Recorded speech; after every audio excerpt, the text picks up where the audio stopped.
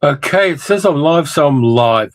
Welcome to the live stream. Welcome to the mad little live stream I thought up yesterday when the weather was cold. By the way, the weather is cold again now. The weather is, what is it, 2 degrees centigrade. It's 7 o'clock in the morning and the sun is not going to get up for a while. Alexa, what time's sunrise today? Sunrise in Melbourne, State of Victoria, will be at 7:36 a.m. today. So another 36 minutes to sunrise, according to Alexa. And I've got a few things. I had some mad movie ideas to share with you on the live chat. Um, Anybody here? Let's see. I've got 7 people. I know you're lurking.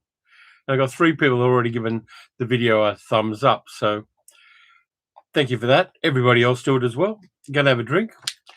DB Cooper's here. Welcome. We'll do the weather report. Dick's here as well. Yep, me and Sally are fine, Dick. Give me the weather report. What's the weather like where you are at the moment? It's going to be cloudy today. It's going to be quite English in the weather today. 2 degrees centigrade is just not enough. Jay says, good afternoon from Spokane Valley, Washington. I like Washington. I've been to Washington in 1998. I was in Seattle. DB Cooper says, sunny in Portland, Oregon. Yep, I went through Portland, Oregon, but I didn't stay there.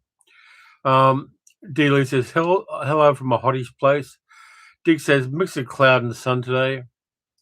Well, you've got that problem with the weather over there because the Gulf Stream is breaking down, apparently. Jay says, weather's so hot here, it's getting up to 80 degrees. Hi, Peter. 80 degrees is my comfort zone. But yeah, it's a bit crappy today. But yeah, it's all going to be fun. We're all going to be fine.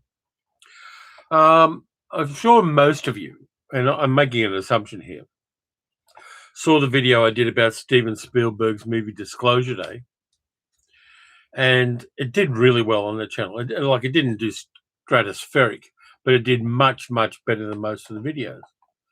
Friday says, lovely and sunny today, getting dark now. Fair enough. Yeah, so the Disclosure Day video, Ralph says 35 degrees centigrade in Scientology land, which is Clearwater, Florida, if I remember correctly. Yeah, so the Disclosure Day video did well. And I'm kind of pleased by that because I thought there are so many Steven Spielberg fanboys and girls. I was going to get hammered by the comments because saying something negative about Steven Spielberg's work, I didn't say too much about him apart from the fact he's an entitled billionaire. It was a bit of a risk, but it paid off well, and I'm kind of happy with that video. Eric says, Vancouver, hot and sunny with 31 degrees right now. Oh, geez, I could swap places with you, Eric. 31 degrees in Canada. As long as I don't have to drink Tim Hortons, I hear it's really shit coffee on an Australian scale. I do have a mug of coffee here. I did a pour over coffee with my thing. It says, if you have any answers, we will happily to provide full and detailed questions, which is my Code Black Roasters coffee mug. DB Cooper says, funny how many people just gushed over Disclosure Day as if it was a great movie. I'm glad you gave your review because I don't want to waste my money or time. Yeah, it's I know a lot of effort and probably a lot of money has been put into promoting Disclosure Day. There are all the interviews with Spielberg, there's interviews with the cast, there's a whole PR process going on there. But it's, rolling a turd in glitter in one way. It's, I think if Spielberg says he wants to make an alien movie, a studio's going to give him money. I mean, that's the reality of the ecosystem of Hollywood, that's going to happen. But it's much to do about nothing, really. It's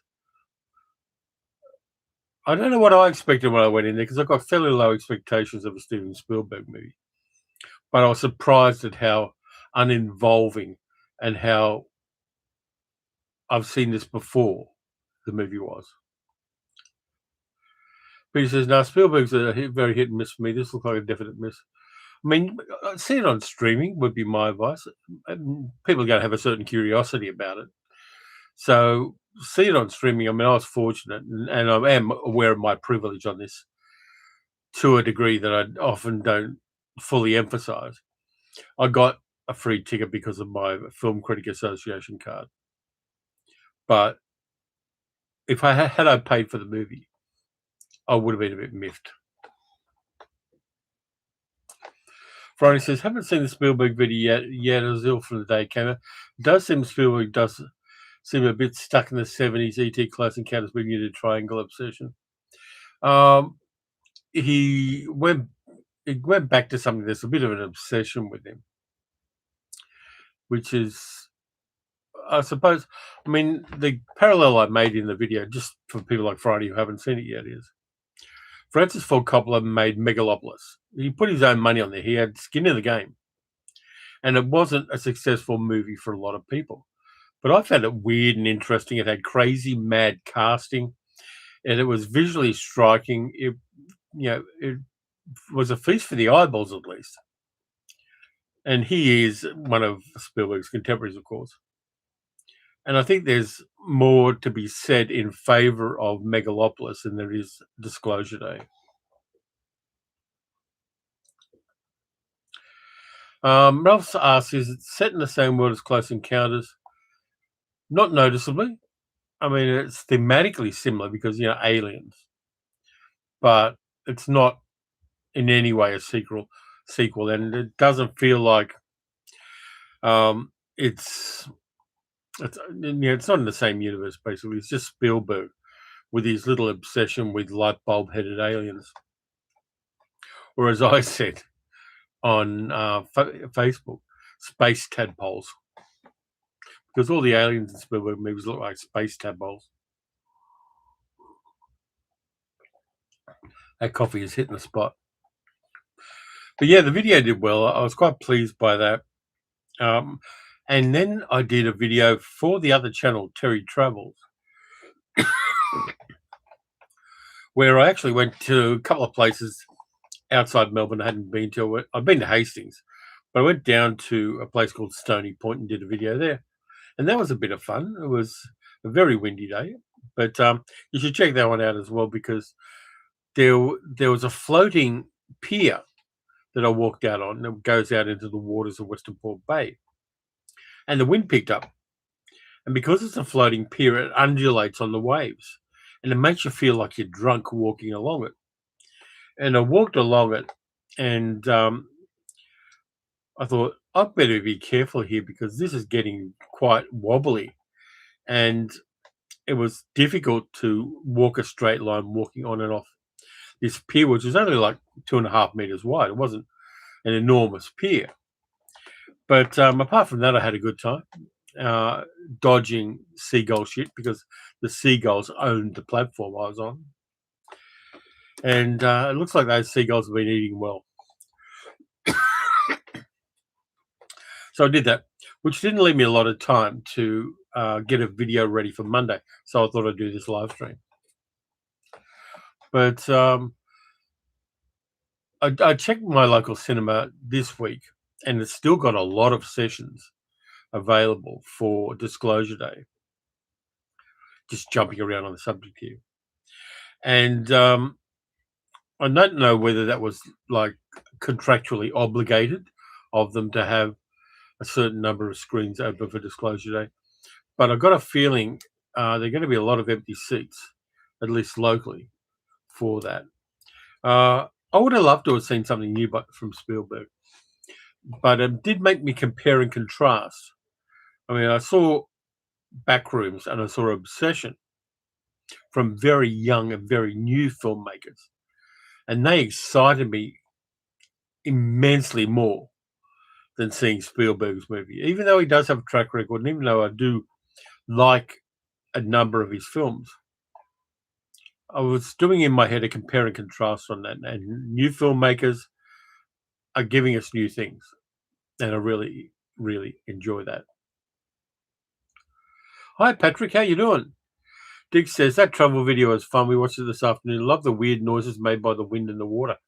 Yeah, there was this booming noise that was coming out from under the pier because of the way the waves were slapping up against the pier. That was kind of fun. And I did get a picture of a bin chicken, the Australian ibis, which is probably my favourite bird in Australia. Big, long, curved beaks, black heads. Bin chickens people make fun of because they scavenge in garbage bins. But when you see them flying, they're beautiful. The big curved neck, beautiful wings. They're the most beautiful bird in flight that I know of in Australia.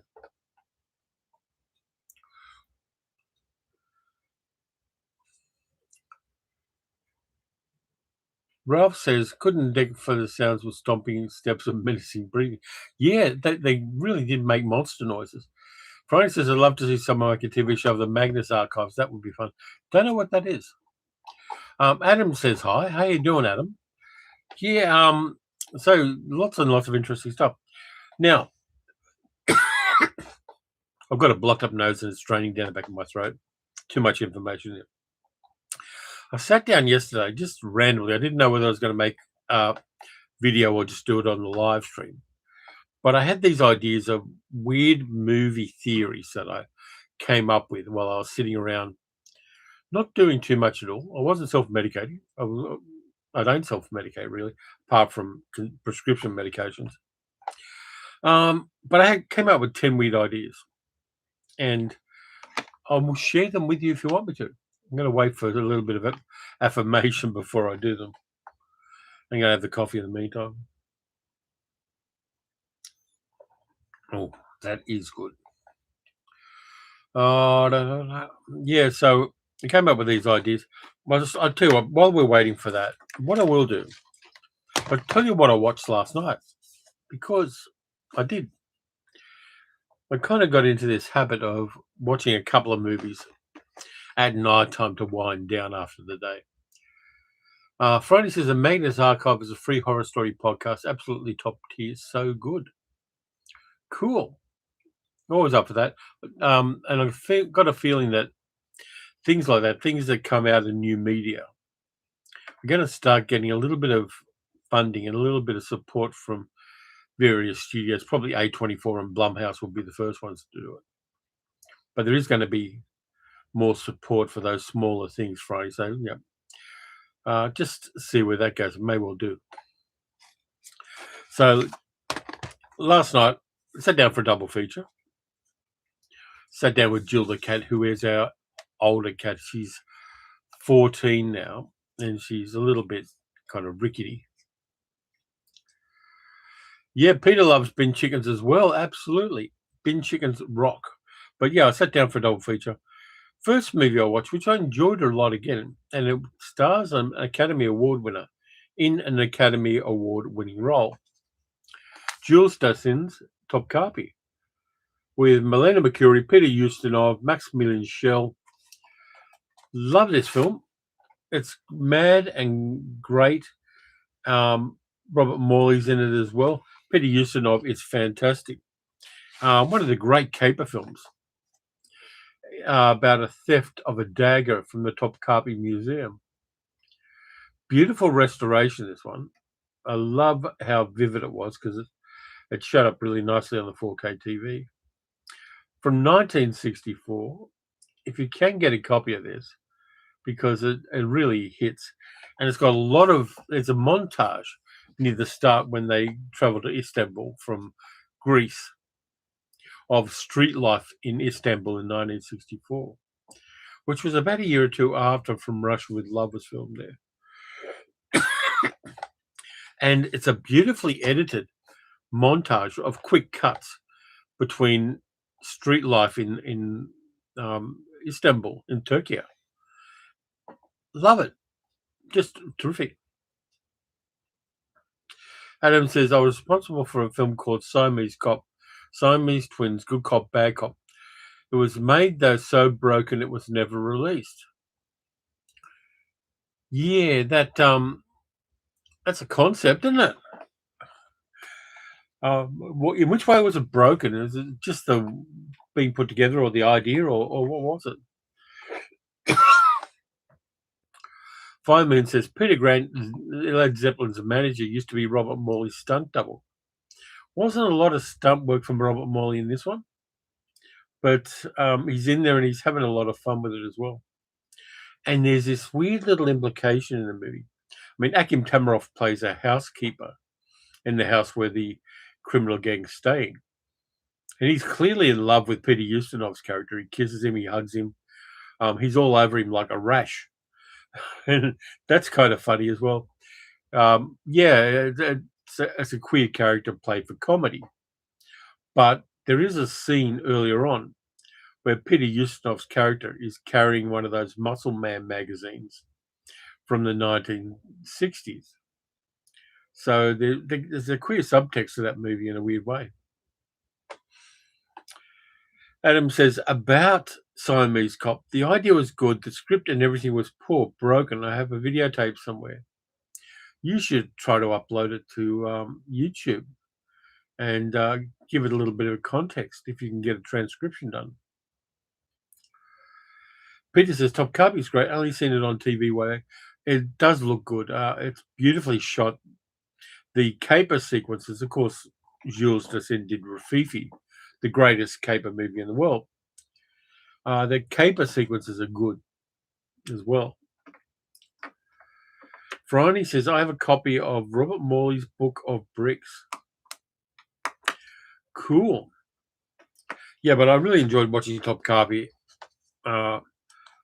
Melania Mercouri, even though she's not traditionally beautiful, there's something striking and really sexy about her. And her character in the movie is I'm going to do some quotes, nymphomaniac. Basically, she's very sex positive and puts it around a little bit in a very interesting way, which is very non-1960s. And just after the movie was made, Jules Dassin and Melania Mercouri got married.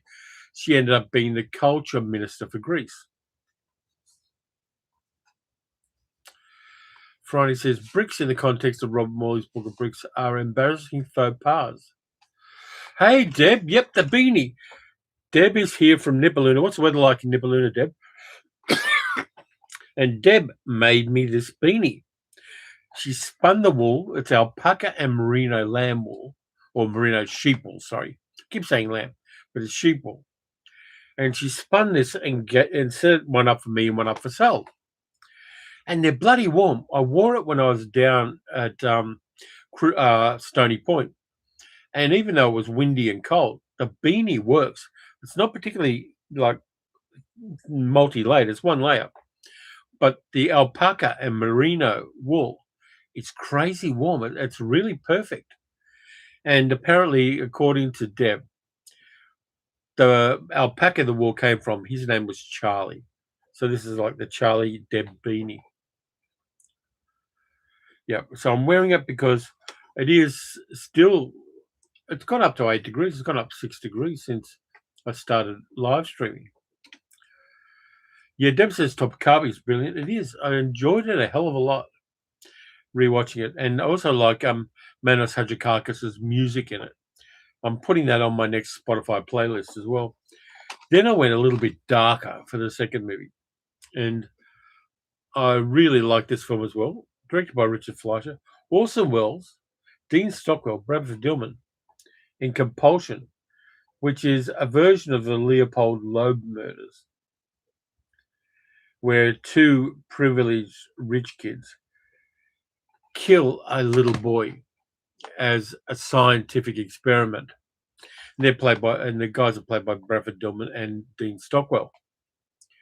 And they eventually get found out.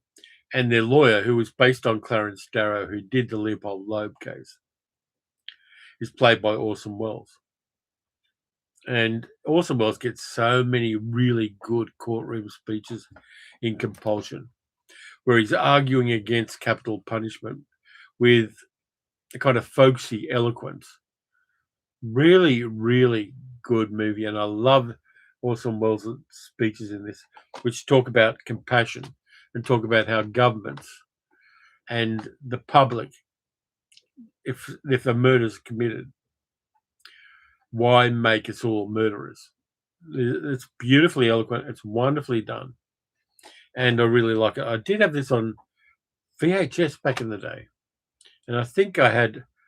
No, I didn't have a DVD of it, but Compulsion from 1959 is well worth checking out. There's Orson Welles with one of his famous fake noses playing the lawyer. He doesn't come into the movie till like 1 hour and 5 minutes into the movie, but he nails it when he does. Jem says it's bloody cold in Nipaluna this morning. I'm eating breakfast in my PJs and an alpaca and merino jacket that's wonderfully warm. Friday says, does it pair well with Rope? Rope tells more or less the same story. And Rope, because it is so contained into basically one room, feels very different than Compulsion. Both of them are really worth watching. And the queer subtext of the villains in the piece is retained from both films because, of course, Leopold and Loeb were gay lovers.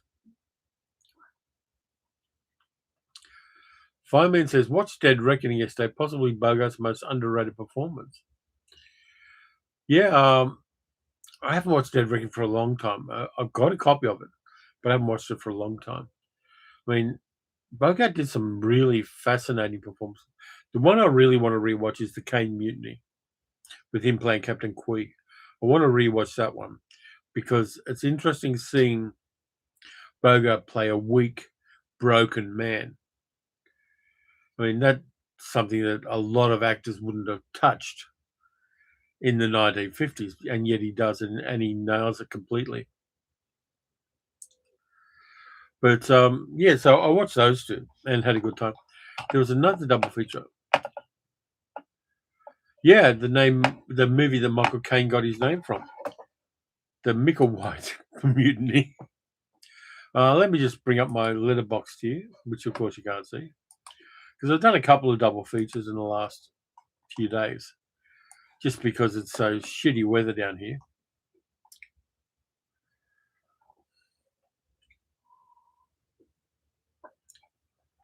Tell you what I've watched since I watched Disclosure Day, because I wanted a palate cleanser after that.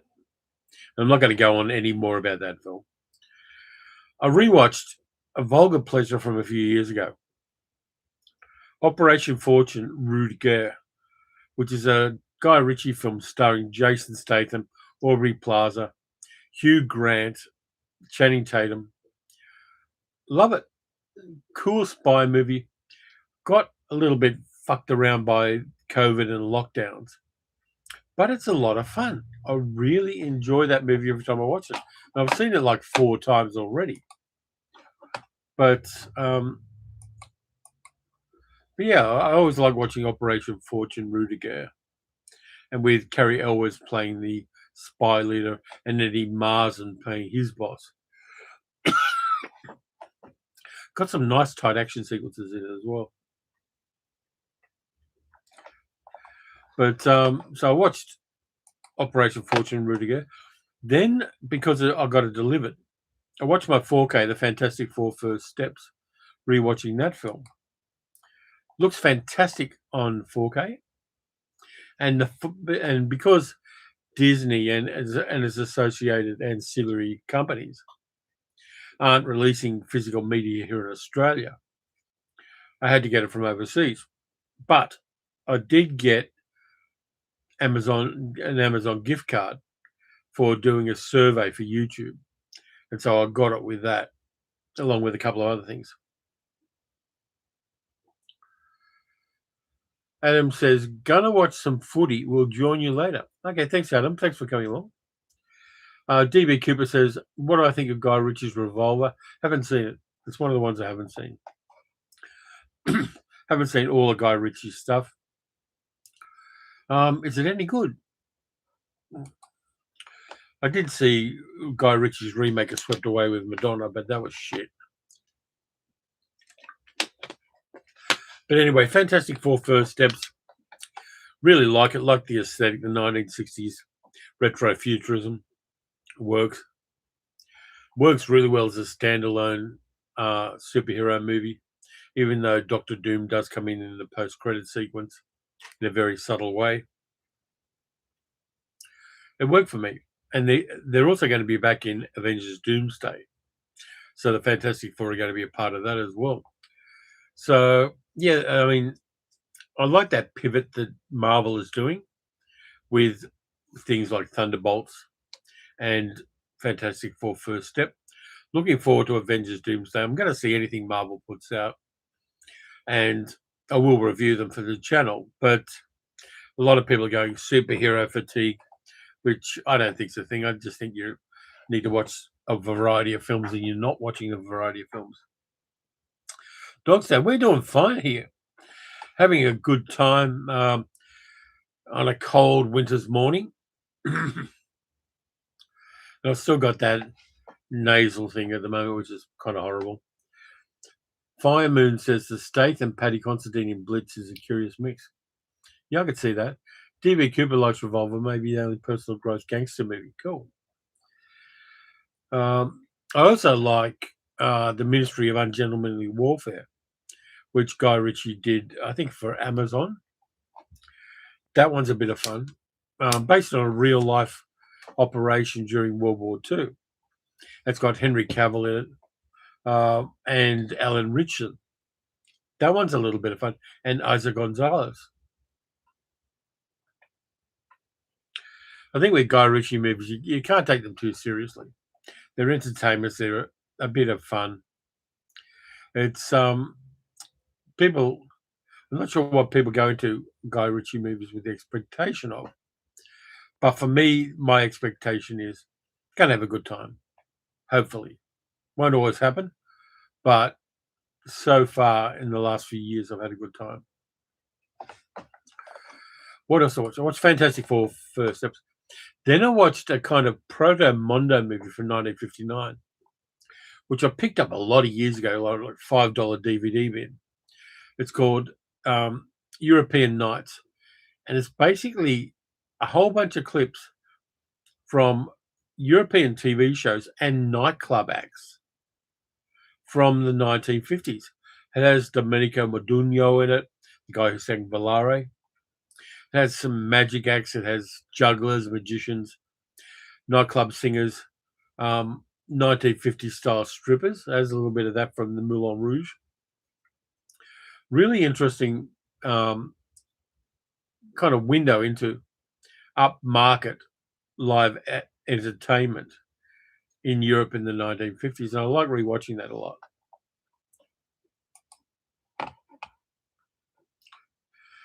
Fireman says, must admit I enjoyed Spider Noir. I enjoyed Spider Noir too. Sal just watched it and had a bit of fun with it as well. Yeah, Nicolas Cage's character's got a weird accent, but there's actually a reason in the plot why he has kind of a cliched movie private eye accent. There is a solid and valid reason why the character sounds so weird. Do I have any theories why the Fantastic Four films are not all that successful? The earlier ones weren't great. Yes, they used computer-generated imagery and computer-generated video, but the plot didn't bed down in the early ones. Fantastic Four First Steps I liked. I think it did everything perfectly. And because of that retro 1960s style, it feels a lot like a Jack Kirby joint. And that hit for me. But the previous ones weren't that great. Friday says, love the Ministry of Ungentlemanly Warfare, but The Gentleman is even better. Also been watching SAS Rogue Heroes this week. Good World War II fun. Yeah, any movie where Nazis are ended is a good movie as far as I'm concerned. Even Nuremberg does that. But yeah, I think there is some messaging there.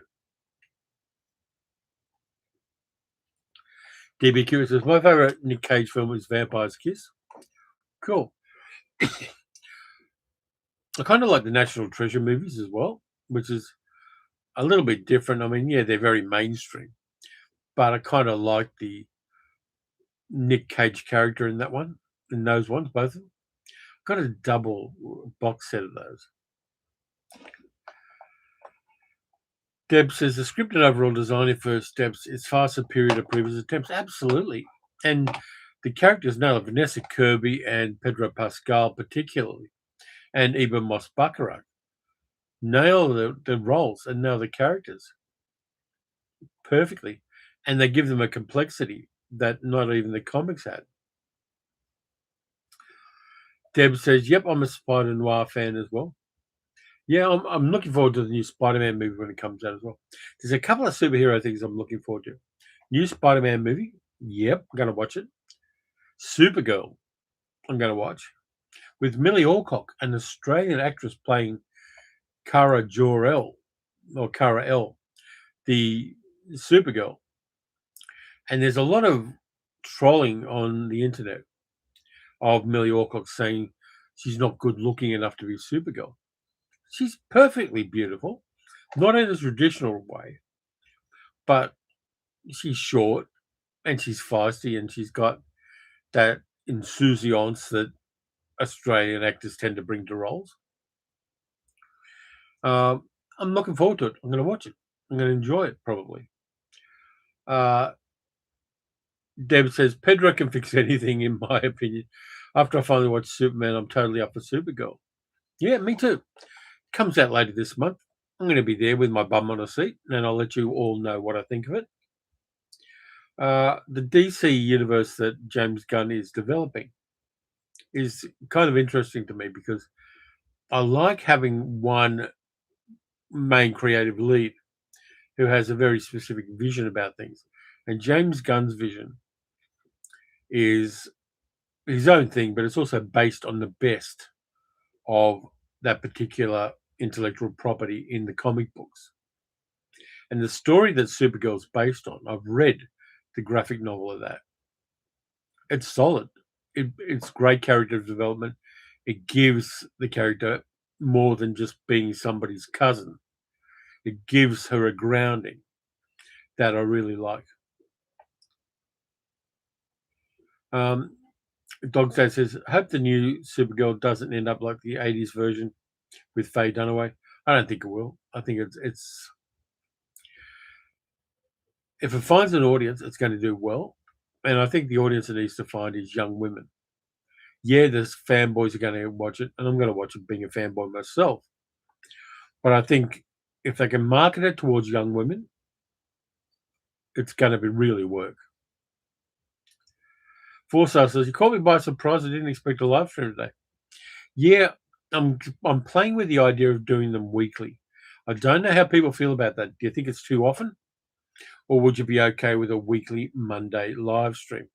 Because I can go either way on this. And there's always a possibility if I've got a video for Monday, but I want to do a live stream, I can chuck an extra video into the mix later in the week. Nice thing about my videos is they're not as time sensitive as a lot of other content on YouTube. So I can do that.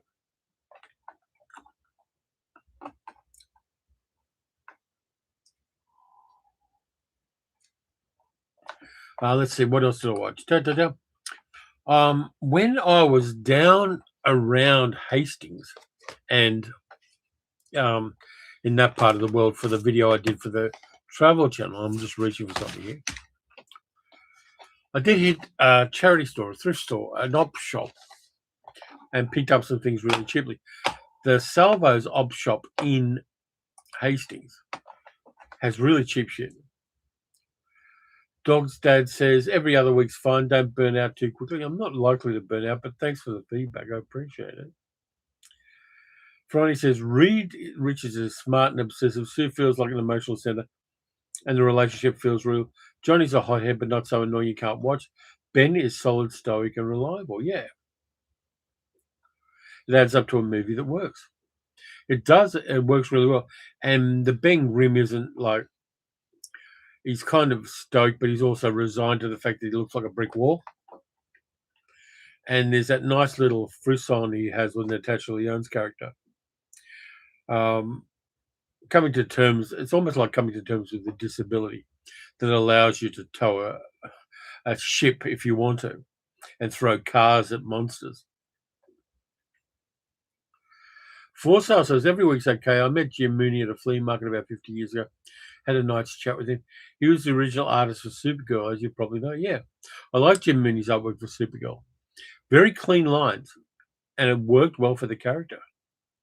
I do have I may am putting a bit of my hope on the Supergirl movie because it's a little bit different, and she's got an attitude too. She goes to planets that have red suns so she can get drunk. I like that idea. DB Cooper, it's been more than 30 minutes. It's time for the fart gun. Thank you. I've got it right here. I don't know how to use it. I'm going to do a two-hander on this one. Thank you, DB Cooper. That was a little bit of a wet fart.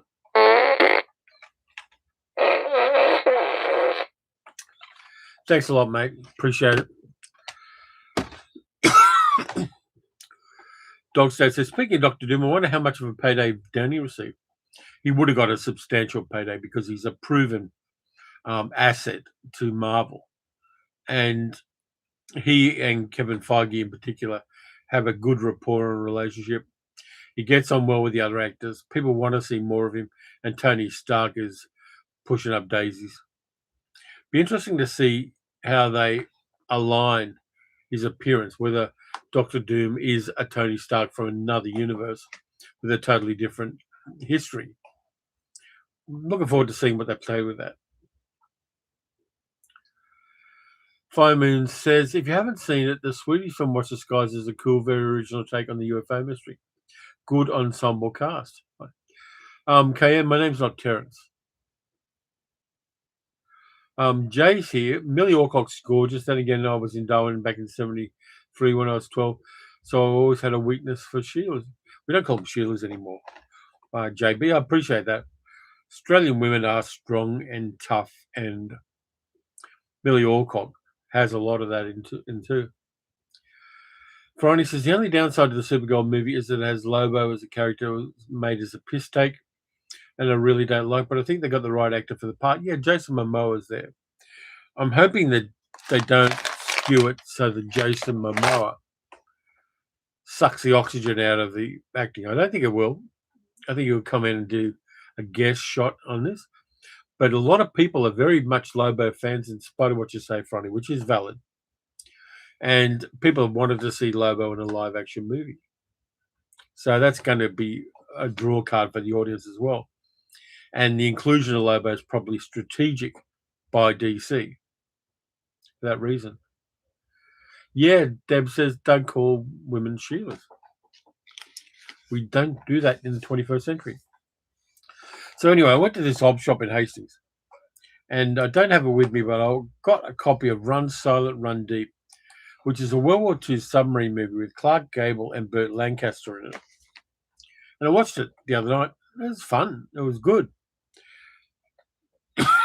Clark Gable was quite ill at the time. He was like 3 years away from stepping on a rainbow, playing the submarine commander. And then Burt Lancaster is the second in command, has to take over while they're stalking a Japanese battleship, which has been sinking a lot of American submarines and American ships in the past. It's good for 1950s.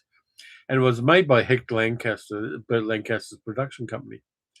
And I enjoyed it. Didn't love it, but I enjoyed it. And I got 3 other films as well. I got these for $2 and $3. So I did get, for $2, Lust in the Dust. Paul Bartel's movie, making fun of Jewel in the Sun. But I haven't watched that for years and years, so I'm going to watch that. That's going to be fun. Going to have a good time with it. Jay says, I stand corrected. I had no idea it was viewed negatively. My apologies. It was, look, Jay, we'll correct where we need to, but we won't bash people around the head if they make a mistake. It's really okay. Friday says in the Bungo Strait, presumably where Bungo the Womble gets his name from. Yeah, it was in the Bungo Strait in Run Silent, Run Deep. But yeah, so I've got Lust in the Dust, which I'm going to rewatch because it's got Divine in it and Laney Kazan and Tab Hunter. Cesar Romero, full of gay people. And I got this because Friday says Lust in the Dust is hilarious. Haven't seen it for a long time, but I'm going to. And I got this, which has been made into a stage musical for reasons known only to who knows who. Thoroughly modern Millie with Julie Andrews, Mary Tyler Moore, and Carol Channing. Picked it up. It was only $2. May watch it in the future. Who knows? But yeah, I picked up that. I don't know that this has ever had a a Blu-ray or 4K release in Australia. KN says, I did some thrifty movie watching on YouTube, The Night Porter and What Became of Jack and Jill, both very good. Yeah, Armin, one of the friends of the channel, gave me a copy of The Night Porter, the German edition of it. Peter says, Run Silent, Run Deep, a great, most accurate World War II sub movie. They used a real World War II sub. Yeah, they did. And it shows it's really tight. Don Rickles' first role was in Run Silent, Run Deep. Dog says, I'm assuming the term Sheila is something in Australia, but here in the US, yeah, what a carry is. No, Sheila used to be a generic name for women in Australia, but it's not now. It's very different from a Karen. And then for $3, I got this on 4K. $3 for a 4K. Underworld. Not the best movie in the world, but it was $3 for a 4K. So I bit the bullet and got the upgrade. Very rarely do I see 4Ks at charity stores. But there was this one at Hastings, so I picked it up. I've got a feeling I'll pick up pretty much any 4K cheaply at an op shop when it comes out. And Friday says, I watched some Run Silent, Run Deep, had to follow up a few days later with Destination Tokyo. Good double feature there, Friday. Well chosen. Yeah, so I got this on 4K, and I went up to the counter, and there was a lady there, and I very politely, and I was careful to be polite about it, said, listen, if you see that on any of the videos that come into the store, 4K, you can safely charge about $8 for it, easily, because it's high definition, it's a premium product. And she looked at me and went, I don't price things. I said, well, you can let the people who do that know that 4Ks are a premium product and you can get more money for the charity for that. And she went, okay, thank you. Obviously, she was having a day. I'm not going to do that again. Next time, I'm just going to take the win and not try to correct for future reference, which is a bit of a downer, but that's how it goes. Mose, hi, I finally caught a live stream. Welcome to the live stream. They're a bit different from the other videos. A little more, I'm not going to say real, but a little less structured, let's say. Ralph says, Destination Tokyo is my favorite World War II sub-movie. Some corny Captain Kirk speeches, but it's still solid. Yeah, speechifying in war movies, particularly on board ships of various kinds, including submarines, which of course are boats, can feel a little intrusive when what you want to see is that usual stock footage of the torpedoes zooming towards the camera. Weird thing about Run Silent, Run Deep is you can tell they filmed it in the swimming pool because you can kind of see the outlines at the bottom of the swimming pool, which is a bit disappointing. They should have tilted the camera up a bit and they would have got a better result. Peter says, op shops are Aladdin caves of good stuff. KN says, will 4K play in a Blu-ray player? No, you got to get a 4K player.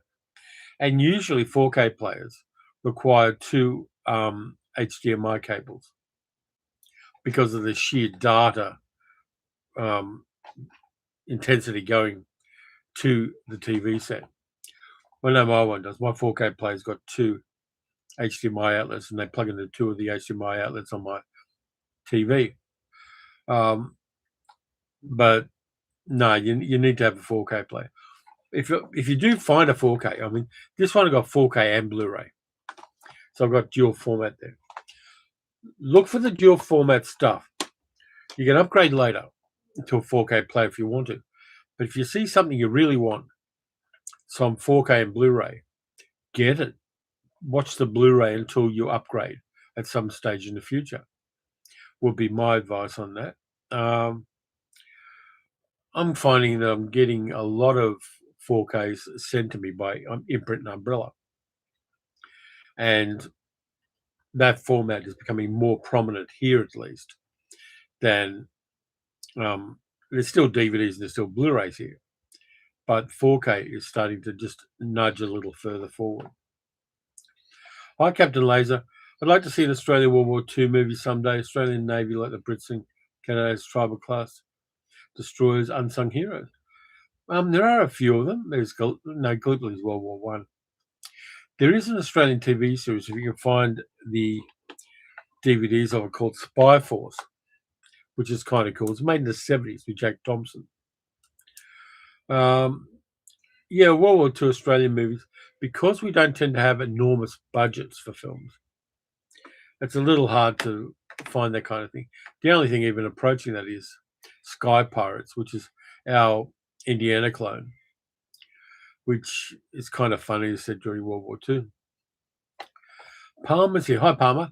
I remember watching Thoroughly Modern Millie in the cinemas. It was fun, made fun of a lot of 20s cliches, including human trafficking and anti-Chinese paranoia. Looks bad in retrospect. Yeah, I'm going to watch it again at some stage and I'll figure it out. The other thing I noticed about Thoroughly Modern Millie was about the 1920s, and it was made in the 1960s. And that's the equivalent of us making a movie about the 1980s. Time moves on. So the 1920s were as far back from 1960s as the 1980s are from us. There's the one with Burton as a captain about to book with an Australian cast. Yeah, there were a lot of Australians at the book. One of whom was my grandfather, who was in the catering corps. He kept everybody fed while they killed Nazis. But there's a few of them, and there are so few, particularly in the 60s movies. There are only like 5 or 6 Australian actors doing the rounds. There was Bud Tingwell, there was Chips Rafferty, there was who else was there? There were a couple of other minor Australian actors that turned up, particularly a lot of British war films. John Mellion was one. He was also in On the Beach. But there's not a lot of them, but you can read up on it. There's a lot of there's some documentaries, and there's a lot of good books about Australia's efforts in World War II. Ralph says the only one I can think of is this TAC Force Z. That one's not great, and has Mel Gibson in it, which brings it down a little bit further. But there were. I mean, Gallipoli's a World War One Australian film of note. Anyway, I'm going to go on to my mad movie theory list. These are crazy ideas I had about movies, or for movies. And the first one I've got, people have seen the 2006 film Idiocracy, where Luke Wilson's character goes 500 years into the future, and everybody in America is a drooling moron, and civilization has gone downhill. And Deb's got a weather report, but hang on a sec.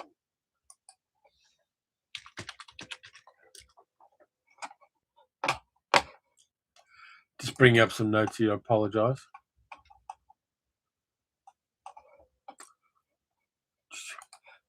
Deb says 4.2 degrees centigrade with an apparent temperature of 2 down in Nipaluna.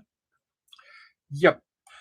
So yeah, Luke Wilson's character goes 500 years in the future, and things have gone downhill because all the unintelligent people have bred, all of the smart people haven't, and America is full of morons.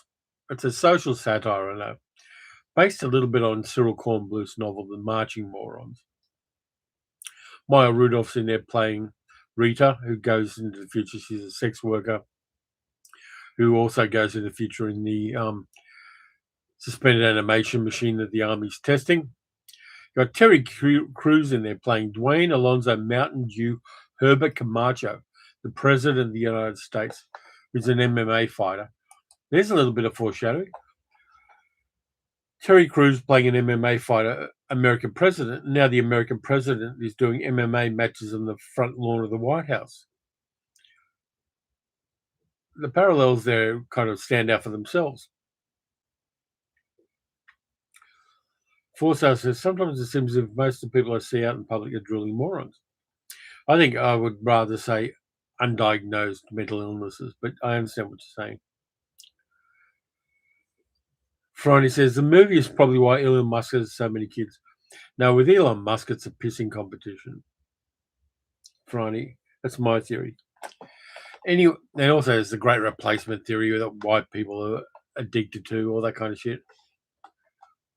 American Moron Future's already here, says Doctor. Okay, here's my theory about Idiocracy.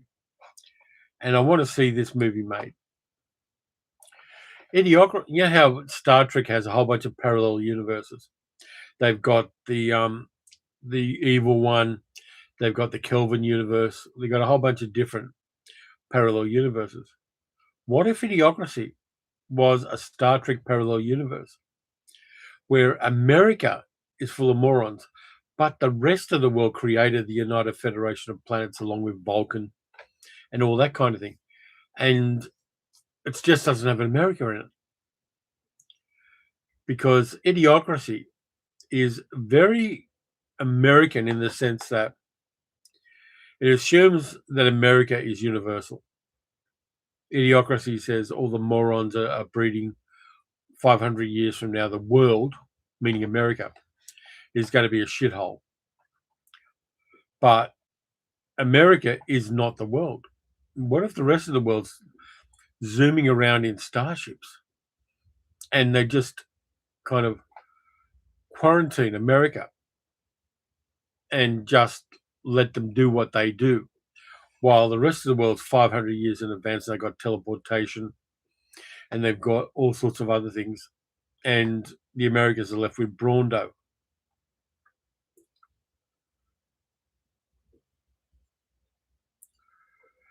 So that's my theory, is there's got to be an alternate universe Star Trek where the Idiocracy America is the boil on the bum of the world. So I want to see that movie. I want to see that movie where a couple of like Sikh Starfleet officers beam down to Idiocracy America in order to try to find a way to cure it, to heal it, and shit goes wrong.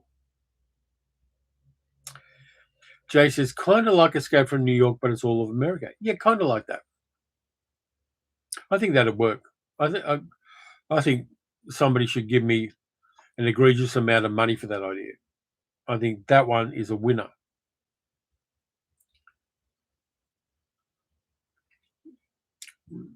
And you heard it here first. So I've got all you as witnesses. If some movie studio starts running that as a serious idea, I've got you all as witnesses that it came here first.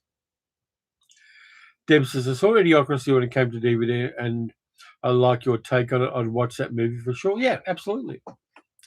And there's a certain kind of American, and I know none of the people on this chat or watching this video are that kind of American, who will get really pissed off with that Star Trek Alternate Universe movie. It would drive them fucking crazy, which is another bonus.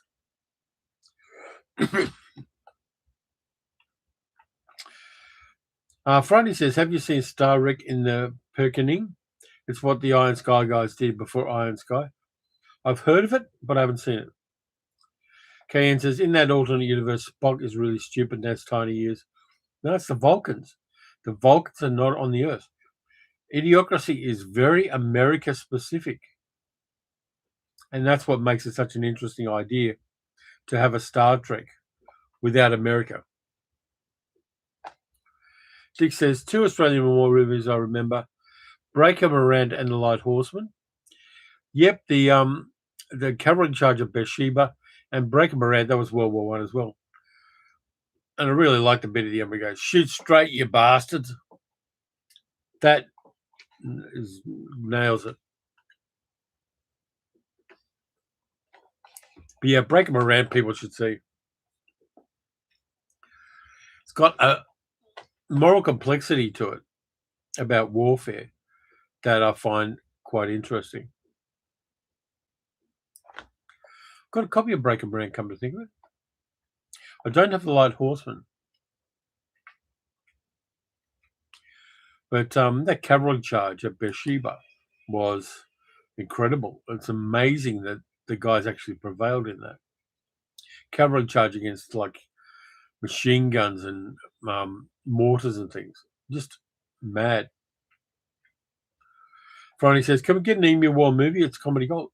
There is one called The Emu War.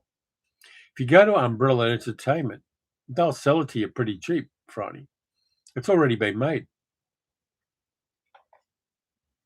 Yeah, you're right, Deb. Breaker Morant was Boer War, filmed in the Clare Valley in South Australia, which is a nice part of South Australia.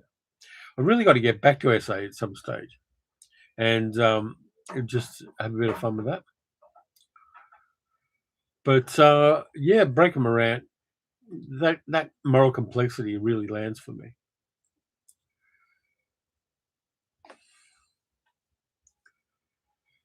Yep. So that's the first idea I've got. Idiocracy, Star Trek Alternate Universe. Second one, which is very personal, and this video did crazy well on the channel, even though I paid an enormous price for it. The movie Melania was made by Satan. That's my second idea. Because Satan's got trouble getting souls. This is my theory. I'm just playing with ideas here. And so him and Brett Ratner and Jeff Bezos, and both Brett Ratner and Jeff Bezos owed Satan a lot, came up with the idea of Melania. Because anybody who's not a total prick watches Melania and gets their soul sucked out of them. It enervates people. It gives a boost to Satan's power levels because it drains the will to live out of human beings to watch Melania. That's my theory about that movie. It's all tied up with satanic stuff. Not that I believe in it. It's gone back to 2 degrees centigrade. What the hell's happening around here? But yeah, that's my theory. I saw the movie. Took me a week to recover from it. Seriously, it took me a long time to get over just how tiring and exhausting and disappointing the fact that that movie was made is to me. Dog's Dad says, your quarantine isolated America sounds like an A24 would take on. Yeah, absolutely. I agree. A24 would have a great time with it.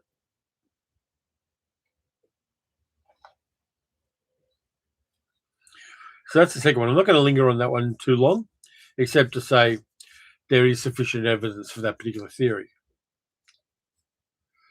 Dick says, Dad had the Light Horseman on VHS. Just recently I found a copy of it on DVD, which was an Umbrella release. And it brought back memories of those VHS movies I used to watch with me. Cool. Adam says, yeah, let's not think about that one. If that's what Melania does, says Deb, what the fuck does Michael do? Michael is human beings of it. It's an effort to redeem the reputation of somebody who abused children.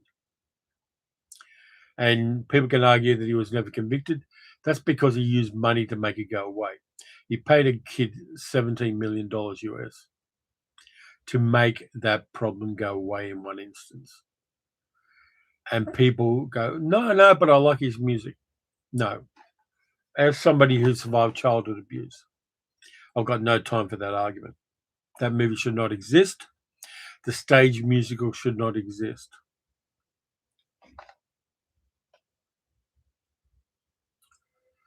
Peter says, Melania is the equivalent of the puzzle box in Hellraiser. Yeah, but with less kink. Foreman says, the crossover between Devil at Midnight and Melania was the Devil's second attempt. Who knows? I think the thing is, people are talking about Melania Trump having been a sex worker and stuff like that. That doesn't flow for me. If she was a sex worker, fair enough. People do what they need to do to survive and to keep body and soul together. Never going to complain or criticize her for that. I'm going to criticize her for everything she's done around and with her husband. That's a different issue. If she was a sex worker who married Donald Trump, big deal. It's all the shit afterwards and all the validation he gets from having her in his orbit. That is the issue. Forsale says, I was forced to listen to Michael Jackson's music while at the roller rink. I got an ad for the movie, the Michael movie, on my YouTube feed. And I immediately blocked it. You get a choice to remove ads from your feed. And I did that so fast, it nearly broke my remote control. Friday says, my money is on the demiurge rather than Satan. That costs, but that's because I like the Gnostics more fun. Deb says, as a retired professional musician, that shouldn't exist. Yeah, it's I find it very problematic. I find that the thing with wealthy people using money to make their crimes go away. I have a really big problem with that.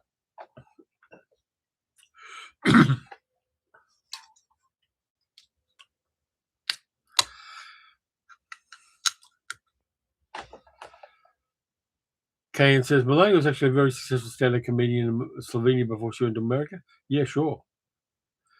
Adam says, everyone bought Thriller in the early 1980s, and then along came Prince, and for me, that was it. I didn't buy it then. I did in the 1990s. I saw Bobcat Goldthwait do stand-up. Remember, this is the 1990s.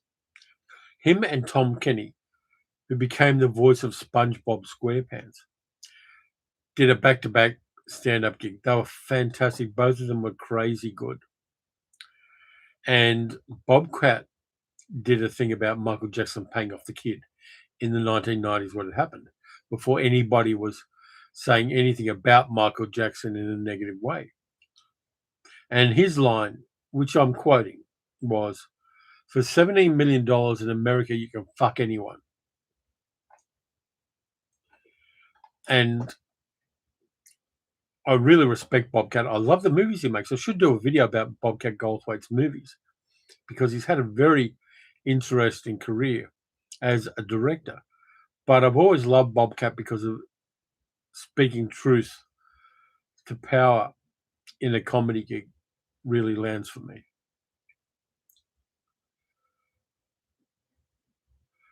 Dogster said, I didn't know that YouTube content creator can have an option of what ads are inserted into their feeds.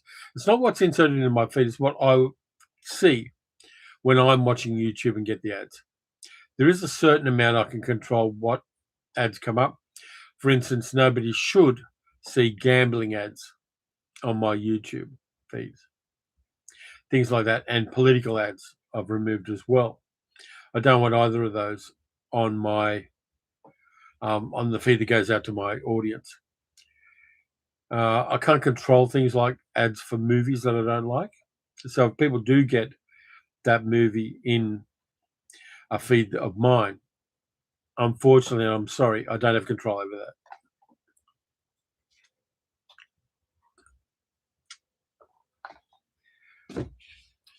I'm going to pour this hot can of drink into my mug because it is Boss Coffee. And I need to caffeinate some more because it is still early in the morning here.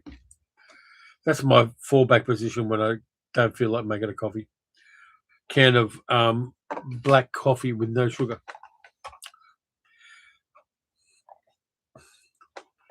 Five minutes is all I say about Jacko is this. In the 90s, my then manager, who'd been on the board of directors for EMI Publishing, said, remember the first rule of music business, never let Jacko babysit your kids. Not wrong. Kayan says, ads for Mel Brooks movies are also blocked. I can't believe he's doing a sequel to the Passion of the Christ. His torture porn Jesus movie. Dog says, I thought you had your special blend of coffee delivered to you. I do. That was what was in the cup before. But I've had this one sitting on the radiator, keeping warm, because I can't just leave the feed and make another coffee. This is fallback position coffee. And by the way, I like Boss Coffee because see the guy on the can? That's William Faulkner, the writer.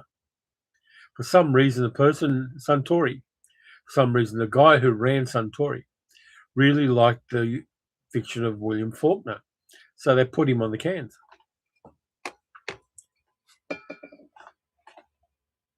Jay says, America are in the hell realm of late stage capitalism. Bobcat was right. I have a lot of respect for Bobcat for a lot of reasons. I really should get together and do a video of his movies, just watch them back to back and then review them. I do like his take on things. My third idea in my crazy movie ideas is, have anybody seen Sisu, the Finnish movie about World War II, where one guy goes totally Rambo on Nazis and communists? There have been two so far. Kayan says, I thought that pick on the can was Tom Selleck. It's not. Anyway, I reckon there should be a third Sisu movie. Here's my plot for a third Sisu movie. Sisu falls into a frozen river and gets Captain America into 2026. He wakes up and finds that the place where his farm was has been taken over by a Donald Trump golf course. And Sisu goes on a rampage to destroy the Trump administration. That's my theory for a third Sisu movie.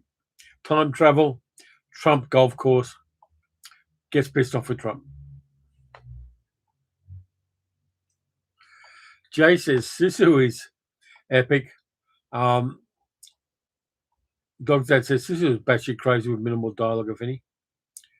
Yeah, son of Sisu. Yeah, see, there's a possibility there that, again, will piss off all the right people.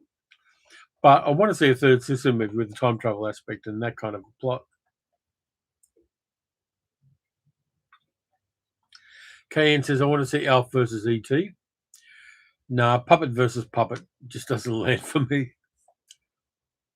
But yeah, that's my third one. They get better from here on. They get a little less Trumpy from here on. The fourth one, anyone seen Congo, based on the Crichton novel? The movie Congo is like a vulgar pleasure of mine. Board One CA says Sisu was crazy in a good way. Oh yeah, the Furious is awesome, and there's some kind of soccer stuff there. Dog's Dad says I need to contact Sony Pictures for a Sisu 3. They got my number. Yeah, the Furious I'm hearing good things about too. I want to see that. Fire Moon says Sisu is based on Simu Hariash or something. Yeah, I heard that. But a third Sisu movie set in the 21st century, I'll be there for that. The same kind of villains now that there were then. I'd even go with Elon Musk. Sisu versus Elon Musk would be a good movie. It's just become our first trillionaire. I can just imagine the movies that are going to be made 30 or 40 years from now about that guy when the dust settles and the weirdness ends and things move on. There are going to be some very, very weird biopics about Elon Musk playing in the 2060s. Dog's dad said, what ongoing movies am I looking forward to? Supergirl, the Spider-Man movie.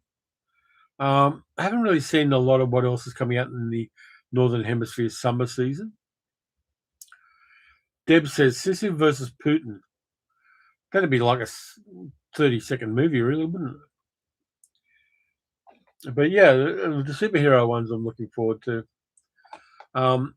There is an Australian movie, which is a beautiful piss take, which is just coming out called How to Speak Australians, about a school in India which teaches Indian call center workers how to speak like Australians. And they go on a field trip to Australia and get lost. It's very funny. It takes the piss out of Australia really well. I've seen the trailer. Umbrella Entertainment are distributing it here, and they may well have contributed to making it. But that one I'm looking forward to. D. Lee says, I can think of one or two other countries Sister can go to buy fashions right now. Kayan says, yes, Elon has to get his mug hats custom made. Yeah, because I have to hide the circumcision scar. But yeah, so moving on from that. Congo. Fireman says, Musk will vanish, reality is closing on him. Can see him doing a Lord Lucan. He's a trillionaire. Doesn't have to. He can buy anything he wants. Multiple times. He won't even do a Lord Lucan. But anyway, Congo. It's this weird lost world movie about a bunch of intelligent apes guarding a treasure in Africa, which I like. I think it's a crazy movie. And the nice thing is they have a bit of a flip in it where Ernie Hudson plays the great white hunter character, which is hilarious. But my theory is that Congo is a Planet of the Apes prequel. And yes, I know the new Planet of the Apes is retconned, but I'm saying it's a prequel to the original Planet of the Apes, where a few of those apes survive the volcanic eruption and start working toward the Planet of the Apes. Yeah, Adam's cute and violent. And any movie where they kill Bruce Campbell right at the start of the film has got a lot of cred to it. Ralph says, my favourite scene is when the primatologist starts singing California Dreaming and the local guys all sing along. Yeah, you never get enough of them as popular in an ape movie.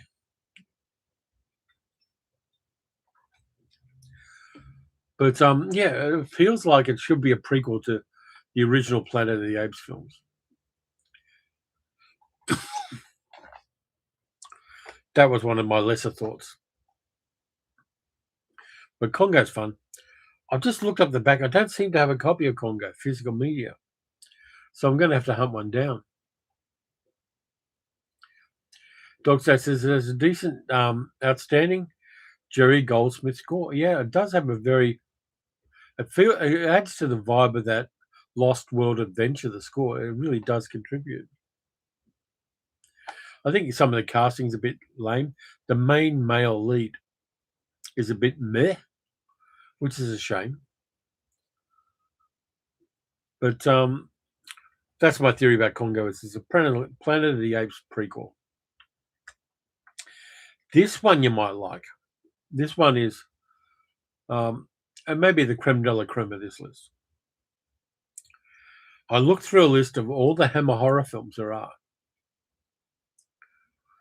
And you can make a reasoned argument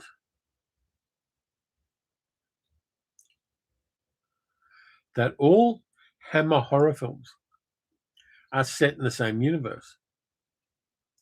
Yes, they sometimes have different kinds of vampires in each one, but they could just be species variations. But I looked through the whole list. I went on Wikipedia and scrolled down to try to find Hammer horror films that could not take place in the one universe. And I wasn't able to find any. Now, I'm leaving aside the science fiction stuff. That's a different issue. But all Hammer horror films can be seen to take place in the same universe. And I kind of like that. and lets me cozily encompass them in one realm in my head. D. Lee says, any film that kills Bruce Campbell at all is playing by rules we don't understand. Yep. One man says, remember Sands of the Kalahari? Yeah, I do. I've got the poster. And I've also got the Blu-ray of it from Imprint. These are the damned science fiction, Adam. It's not horror. It can be considered horror, but the main basis of it is science fiction. So I'm cutting that one out. Friday says, Captain Coronel specs up the different vampires theory. Yeah. It could all still be the same universe.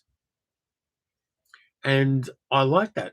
I really like that idea that there's this one universe where all this shit's happening.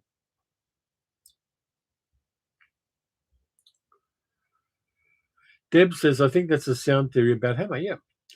The Hammer multiverse, or the Hammer universe. Dracula on the buses. Now, we know that all the TV adaptations are not horror. They may be horrible in times, though I do have a fondness for the On the Buses movies. But all Hammer horror films are from the one universe.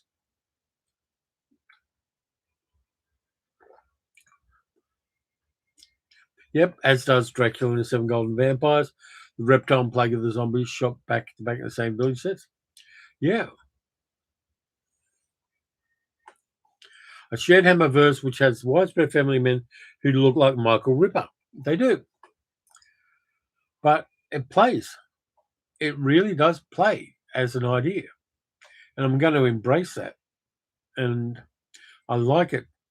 And it was only because I was cleaning up some books and I got one of my Hammer reference books. And that just kind of popped in my head. Dog's Dad says, picks for science fiction horror films. Cronenberg's The Fly. Yeah, Cronenberg's The Fly is good. I'd go with things like Seconds with Rock Hudson. It's a Frankenheimer. I think Seconds is a valid one. Deb says you can also apply this to Carry On movies. Yeah. Which goes through history as well. Carry On movies aren't just in the 21st century or 20th century. Is Captain Clegg Hammer? Yeah, but I'd argue that it's not necessarily a horror movie. It's a historical drama where they pretend to be ghosts, but they're not really. Friday says Seconds is Hudson's best role. Yeah, absolutely. I also like other Cronenberg movies like The Brood. I like The Brood a lot. And even Rabbit. Those body horror movies really hit well. But what else? What other science fiction horror films? The Damned. These are The Damned, also known as The Damned. The Joseph Losey movie. That's incredible science fiction horror. Forsyth says Hudson was a hell of an actor. Yeah. And if he hadn't been allowed to be who he was, I think, rather than pretending to be heterosexual, I think,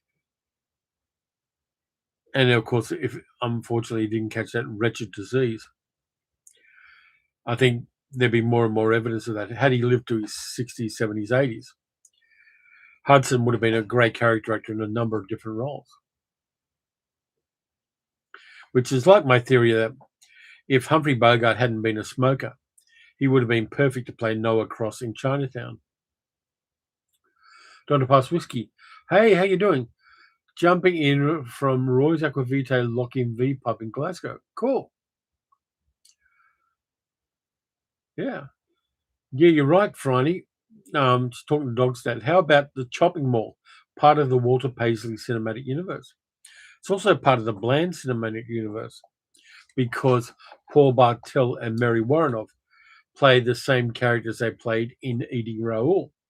So there's a crossover between Walter Paisley and Paul and Mary Bland from Eating Raoul.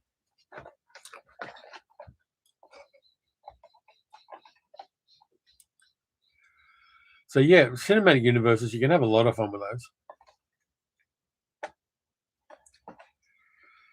Now, the next thing on the list, he said, moving aside things gently because I've got a lot of discs on the desk.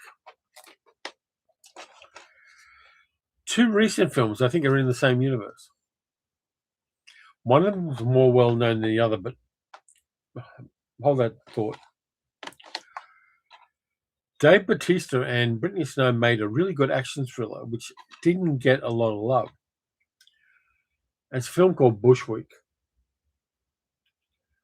Basically about a right-wing, almost proto-MAGA takeover in New York, where militias from all around the country attack the Bushwick area in New York, amongst other places.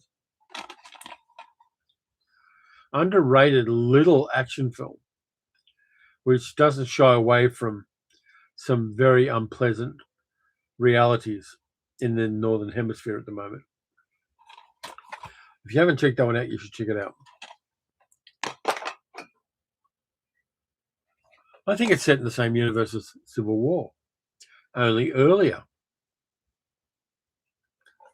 There's a thematic similarity between these two films. Let me just get them even there. Which feels like they're set in the same universe. And America is collapsing because of regime change and regime intransigence. That's my next theory. D. Lee says, how about a Wes Anderson shared universe? Or has Anderson already thought of that? Yeah, but I find that less interesting than I do like a Hammer shared universe. Captain Laser says, Cronenberg is one of my favorite modern horror film remakes. Videodrome being on the top of my list. Yeah, Videodrome's a mad mind fucking really, isn't it? And the way it mixes sexuality with media influencing people in a very disturbing way is kind of interesting. For Sale says, Bushwick has several beautiful wall murals, a real eyeful. Yeah, and the movie does some really good one-ers as well, where they're running through basically a suburban area that's become a war zone. Really underrated little movie. And Bautista, of course, is great in this because Bautista's great in everything. But I like this movie a lot, which is why I picked it up. It only ever came out on DVD in Australia. But it is an incredibly underrated and disregarded movie. And Civil War, of course, is Civil War, which was very confronting to a lot of people. And I totally understand why. I'm not going to pretend that it's not about what it's about. But I think thematically, those two just line up like that. Donna Pass Whiskey says, Videodrome's fantastic. Existence much later is good in the same vein, but not as extreme. I like Existence. I did a video about it not too long ago. Rewatching it was a lot of fun. Finally says, sexuality, media, violence is a commentary on American society. Yep, it's definitely that. And I think there's a cognitive dissonance that people have where there's a difficulty for some people to process just how much America has fallen in the way the world regards it at the moment. And I understand that difficulty. It's not an easy thing to admit about your country, or at least about the people who run your country. And I've got a lot of sympathy for people who have trouble processing that. But it's a fact. And I see a lot of videos from Americans who move to Australia or move to other countries and then realize just how much America has fallen in the eyes of the world. And that's a tragedy for many people who have got nothing to do with what's happening in any kind of causative sense.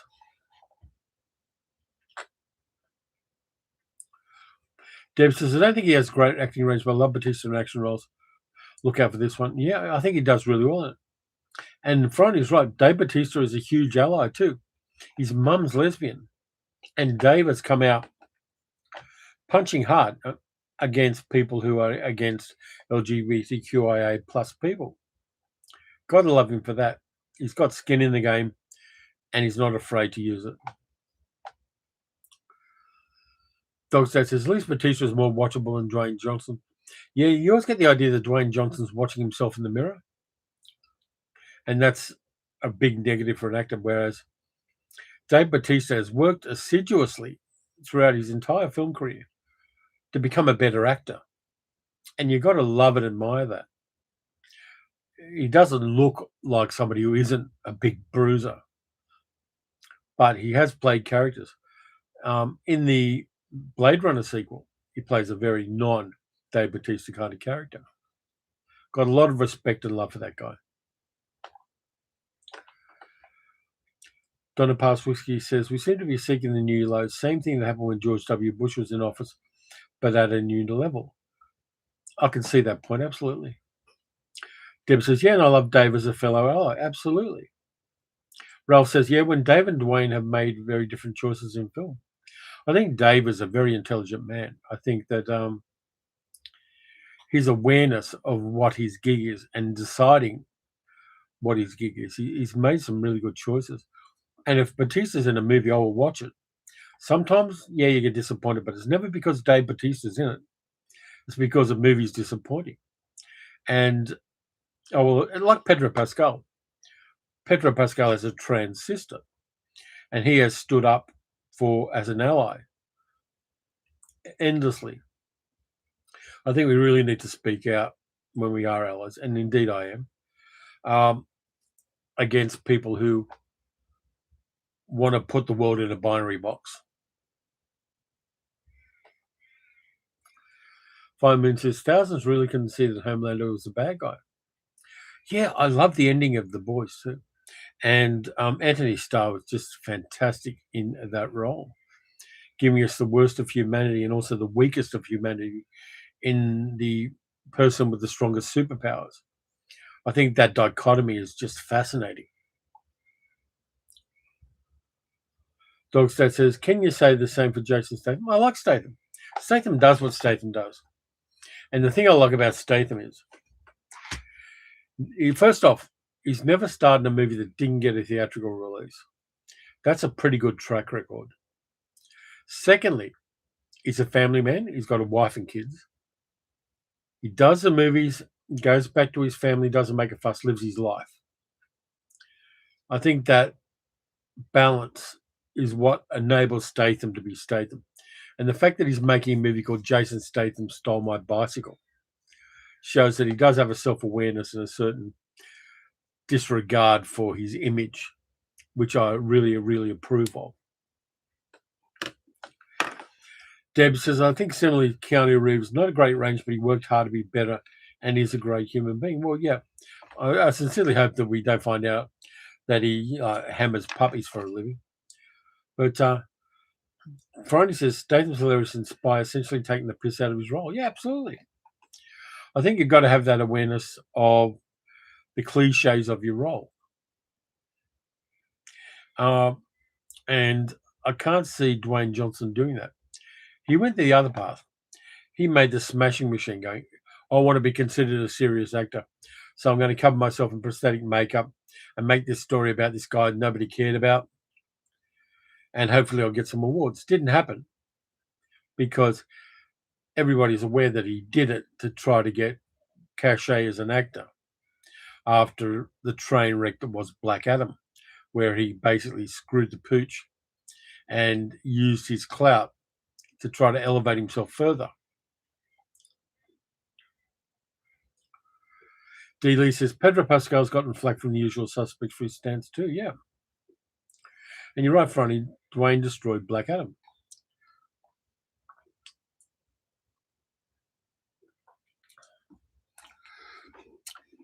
And being an ally is not hard. There's less consequence to being an ally, even if you're famous, than it is for people to come out of the closet, for instance, or to kind of go public about their gender correction surgery and things like that. All of that stuff is a lot harder than being an ally. Being an ally is, I've got your back and I will support you in every way I can. And yes, sometimes it is just supporting people through a YouTube channel. And I'm fully aware that that's the easiest thing to do. But sometimes the right thing is easier than you think. And I will always try to do that. Deb says there's an early Statham, directed by John Carpenter, that kicked around YouTube. Can't remember the name of it. Ghosts of Mars. He was in Ghosts of Mars. Adam says it'd be nice if we could talk about other things than bald action stars. Dog says, I love respect for The Rock when he allegedly demanded that he peed into an expensive empty water bottle. Yeah, I mean, people like that are problematic for themselves and for people around them. And that kind of thing gets out. You can't hide egregious behavior forever. Even if somebody doesn't have a phone nearby and films it, the stories will get out. There's a really nice huge email newsletter called Pop Bitch, which does that for England. And every time a celebrity does something egregious, it ends up in the Pop Bitch email. But yeah, let's move on to my list because I'm having fun with this. Okay, so here we go. We'll just put in a line under what we were just talking about. Batista, Dwayne Johnson. That's it.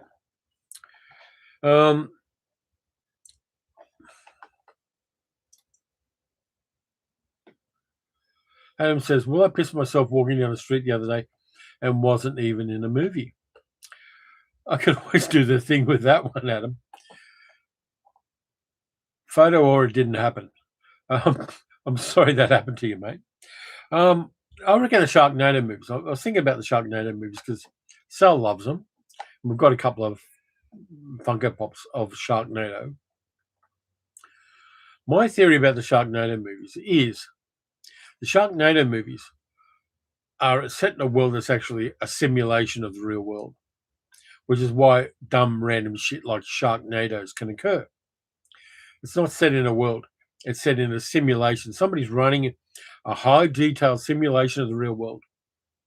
And they came back from the Christmas party drunk, went and typed in, sharks can be in tornadoes, and there are a lot of tornadoes. And they just ran with it. So the Sharknado movies are actually a simulation of the real world. D. Lee says, an actor who behaves badly on set is going to have their behavior leaked out. Crew revenge, yeah. Firemoon said, I never thought I'd see Pop Bitch name dropped here. I cover the waterfront, Firemoon. I have a lot of sources for what I know about movies and TV, and I sometimes don't know the celebrities they're talking about in Pop Bitch. But I like the fact that Pop Bitch send me their email newsletter, and I scroll through it, and it always ends with a very dumb joke. A lot of fun, Pop Bitch. But yeah, so Sharknado, simulation of the real world that keeps getting crazier and crazier because whoever's running the simulation is getting drunker and drunker. That's my solid theory about that. Sharknado movies, once you realize that, are a lot more fun to watch. And yeah, they're a lot of fun to watch anyway because low budget special effects, crazy minor celebrity cameos. Sometimes people come in for 10 seconds. But I do like a Sharknado movie now and then. Firemoon said, Goat Boy was a friend. I'm not sure who Goat Boy is. Friday says, what's Birdemic part of the beta release? Birdemic is a simulation of the real world run on a Commodore 64. Dog's dad says, SimWorlds sounds like the premise of Ready Player One, which is a bad movie. Ready Player One is basically a movie about product placement and lots of cameos of various intellectual properties. Makes no sense. Really sorry that Ben Mendelsohn's in it because Mendo, good Australian actor, obviously cashing a check playing the bad guy in that. But I see copies of Ready Player One going for really cheap prices in JB Hi-Fi, and they are starting to turn up in thrift stores as well.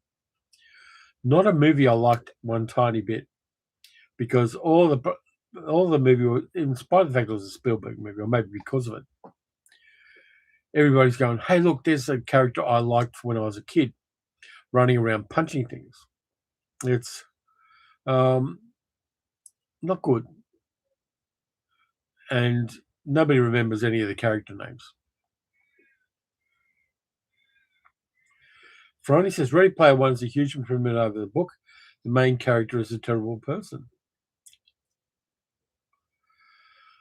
Foreman says gossip is sources of dozens of pop bitch stories. Oh, okay, yeah, sorry. Thanks for that, Foreman, for clarifying who Goat Boy is. Yeah, I mean, I really like the fact that pop bitch exists. But yeah, Ready Player One, not a good movie. Here's one you might like. I've got 3 more, and I've got to persevere. My theory is all blaxploitation movies are set in the same universe. I looked through my collection of blaxploitation movies: Slaughter, Shaft, Hell Up in Harlem, Cotton Comes to Harlem, Black Caesar, Truck Turner, Foxy Brown, Coffee, the whole lot. Dolomite. They could all be in the same universe where black people are kicking ass and not taking names. And Pam Grier plays 2 different women, one of whom cuts the dick off a bad guy and sends it to his girlfriend. Friday says, including Blackula, why not? There's also Sugar Hill, which is about voodoo and zombies, which is a blaxploitation movie. So there is a supernatural blaxploitation, and Blackenstein and Blackula. Yeah, I'd say that. Superfly, yeah, why not? Shaft, a lot of them, they could all be in the same universe. There's nothing to say they're not. Dogstat says, what's my assessment of World War II documentaries like the recent Brendan Flows of Pressure? He played Ike. They're not my bag. I mean, I like Brendan Fraser as an actor. But they're not giving us anything really you can't find from Wikipedia. There's not a lot new there. And yes, it is an opportunity for actors to play historical figures and actors like that. But they're not something I'm going to reach for as a first option. I'm leaning into my history as an exploitation movie fan, which is where I first found a love of movies. Science fiction, horror, cheapo movies. And those very careful documentaries about historical characters. I know they're very well done, but they're not my bag. D. Lee says, my theory, Armando Iannucci's Death of Stalin is an unofficial sequel to a 1980s black comedy about Stalin and Berry called Red Monarch. Haven't seen it, but I'll go with that.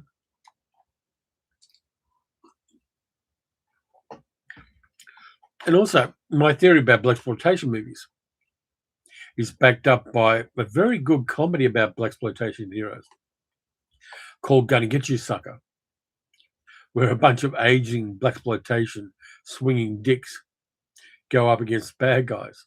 Very funny movie.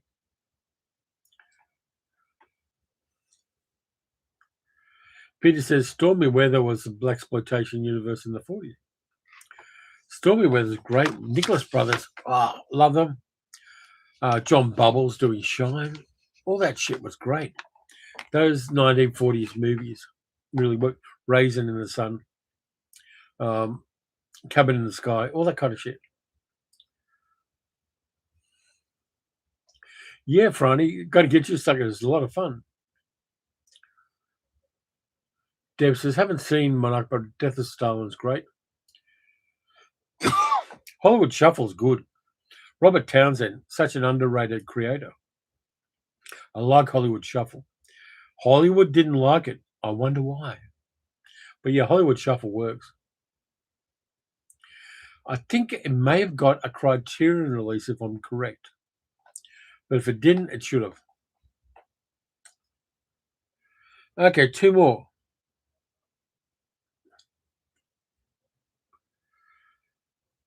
Dog says, can anyone really think that blaxploitation movies are even considered in these current times? I think they've been contextualized historically. There's been some good documentaries about that from the viewpoint of black people who see good things and bad things about blaxploitation movies. Yes, there are the stereotypes and the cliches, particularly about black men and women, but there are also the fact that a lot of black creators, actors, writers, directors got a start in blaxploitation. So it is a double-edged sword for a lot of black people. I fully acknowledge that. My next one. There's a scene in the movie called Night Flyer, which is based on a Stephen King story. It has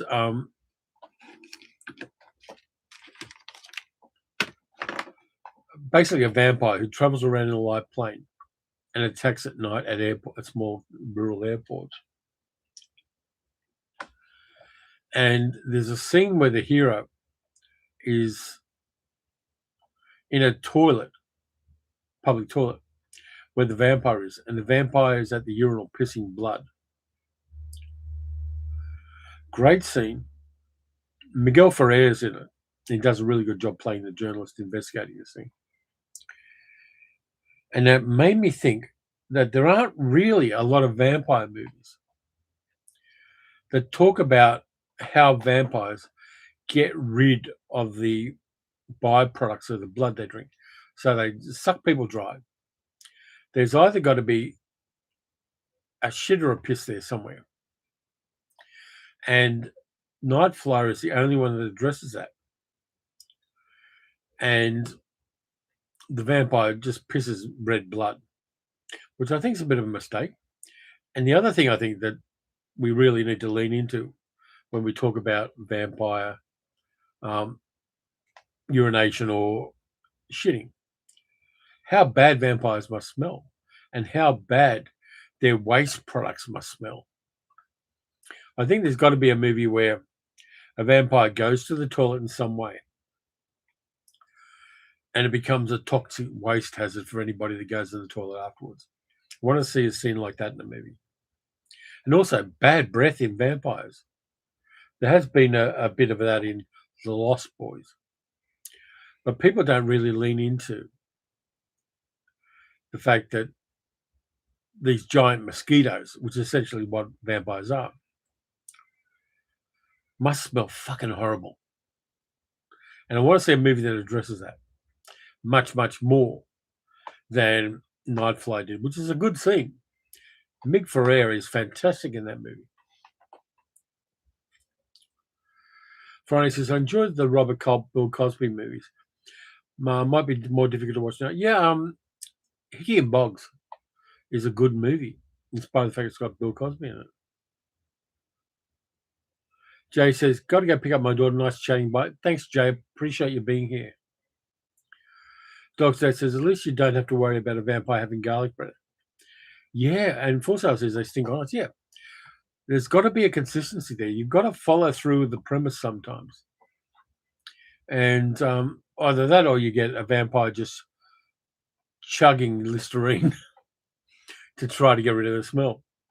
I mean, surely there's a vampire somewhere that's embarrassed by how bad they smell.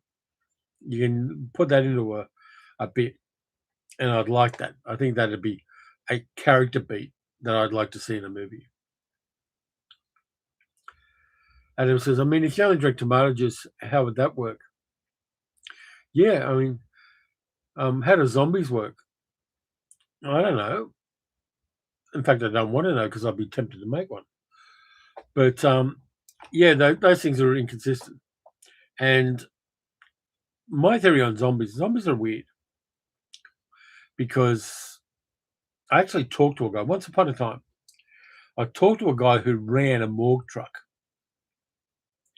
I was working in a factory where we were doing repairs on the morgue wagon. And he told us a few things about it while we're standing around just waiting for him to finish work. And he said, when you pull a body out of, say, a river or the ocean, you got to be incredibly careful because they fall apart like an overcooked chicken. And that kind of stayed with me a bit. That zombies are either going to fall apart like an overcooked chicken, or they're going to snap. They're going to be brittle and fragile because dried out corpses do get very kind of fragile and frangible. Yeah, zombies, you're right, are problematic from that point of view. Dog Dad says, since we're chatting about vampires, what do I think about Carpenter's Vampires? It's okay. It's not great. I did get sent the 4K by imprint and I watched it. And I think even though I like Carpenter a lot, I think he should have gone a bit madder with it. He should have gone a little bit crazier with it. I don't know whether that was studio interference or not, or he had to stick to the novel a little more closely. But I would have liked to have seen more craziness in that. Franny says, for a good tech zombie crossover, Google how to install Linux on a dead badger. It's hilarious. Which distro do you use? Peter says, I'm surprised that what we do in the shadows didn't address the issue of vampiric body functions. Yeah, it was just sitting there waiting for them to pick it up, wasn't it? Let's see, last one. And again, it is horror related. Must have been in my head at the time.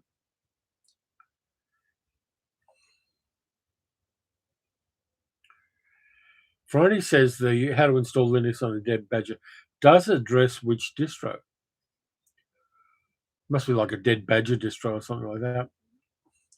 But yeah, last one, and this is one I want to see. There's another movie I want to see that's not going to get made. Invisible Man movies. The thing we know, being science fiction wonks as most of us are, if you became invisible, you'd be blind because the backs of your retinas would just let light through. They wouldn't register the light. So there's two possibilities of a more realistic Invisible Man movie. One of which is someone turns invisible and goes blind and tries to work out a way to find their way around while they're blind. Or they were already blind and they know how to get around. That'd be creepy and scientifically accurate. You could do something different with that. The other possibility, which is kind of fun, somebody does an invisibility serum or ray or something, and only the eyes are visible. A floating pair of eyes wandering around, doing things. And if they close the eyes, they become invisible. But they open them again. I think that'd work in a movie. I could see that working. But yeah, I want to see a blind Invisible Man movie or an only the eyes Invisible Man movie. Yeah, an Invisible Man except the Retina Man. Yeah, that'd work. Friday says Voodoo Linux available from Twisted Faces software. And Dogstad says, what about Daybreakers and Institutional Vampirism? There have been a few of those kind of movies, but Daybreakers is good. Made by the Sperry Brothers in Sydney. I've got the 4K of that Umbrella did, I believe. Friday says, step 6, install your Badges operating system. Voodoo is the preferred Linux distribution for badges and related species. The distro was designed by German software engineers who built it for Mac OS and Amiga, and some Windows NT users have found that the Harvey utilities, but built into Puka may cause sudden unpredictable invisibility issues. Palmer says if they're blind, they can use echolocation by making clicking noises. Yeah, there's a lot of possibilities in the blind Invisible Man thing, Palmer. So that's definitely a goer. There's, that's something you could play around with. Adam says 2000 AD had the Invisible Man where his skin was invisible. He tried to tan his invisible skin, didn't work. Yeah, I think that's an interesting concept. There's a lot to be done with Invisible Man stuff. Feynman says the film I'd love to see, they discover another Krell outpost and discover Altera is actually an incredibly sophisticated android and she leads the expedition. That's like a sequel to Forbidden Planet. That might work, but it's actually there's got to be something new. It's got to be something way out there beyond her being an android, or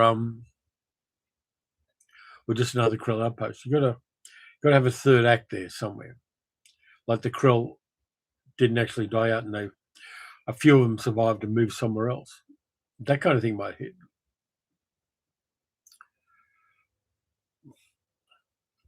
Let's see. 10 minutes left, people. So, get your questions in now. This one has gone fast. Probably helps when I actually do some preparation for a live stream.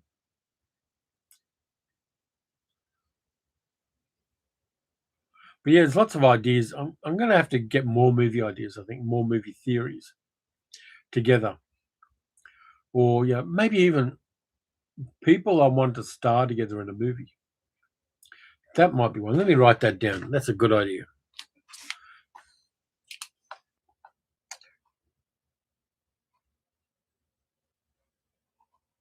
Here we go.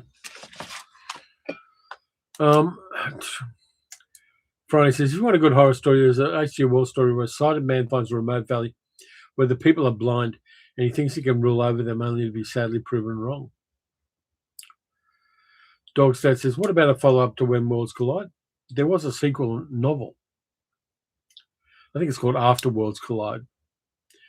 But it's not very good.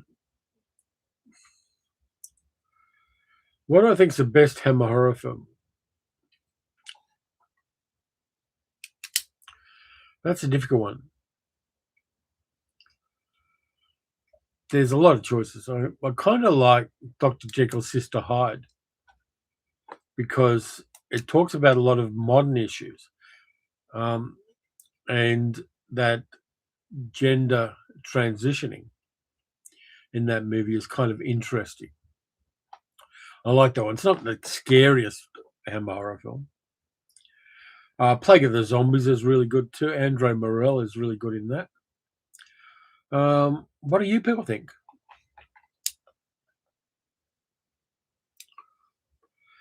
D-Lee says, the Kroll moved to Metaluna and bombed Exodus people, causing them to look to Earth for help. Yeah, that's a bit of a dead end, though, as a plot, because the Metalunans were incredibly unsuccessful at that. Yeah, Brides of Dracula is spectacular. Yeah, I think Dr. Jekyll and Sister Hyde and Plague of the Zombies I like a lot. I think that works well. Also like Countess Dracula, but then I really love Ingrid Pitt and Vampire Lovers for reasons that are very unworthy. Peter, the art of the fart. Thank you, Peter. Appreciate that. Here comes the fucker. I'm doing two-handed fart shoots today.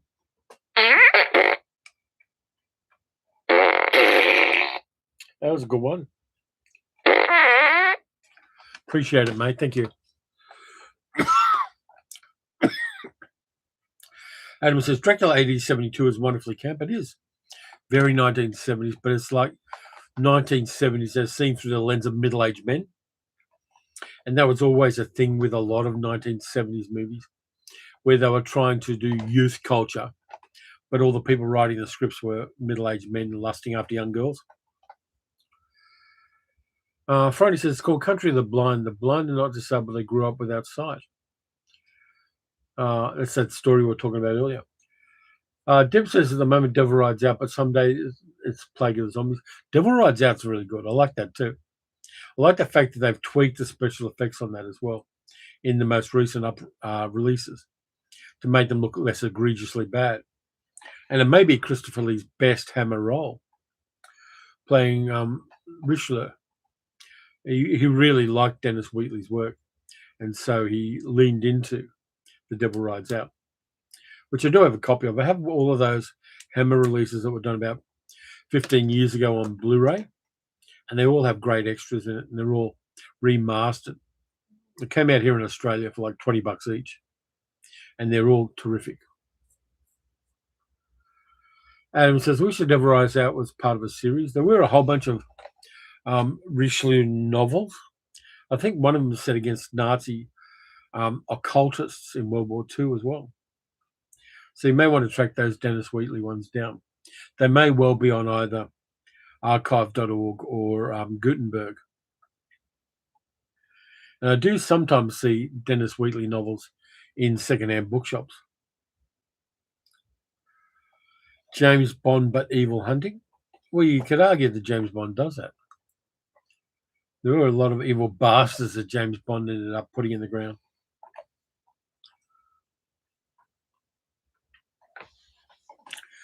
But yeah, I mean, there's just so many wild ideas that don't get much traction in particularly cult cinema.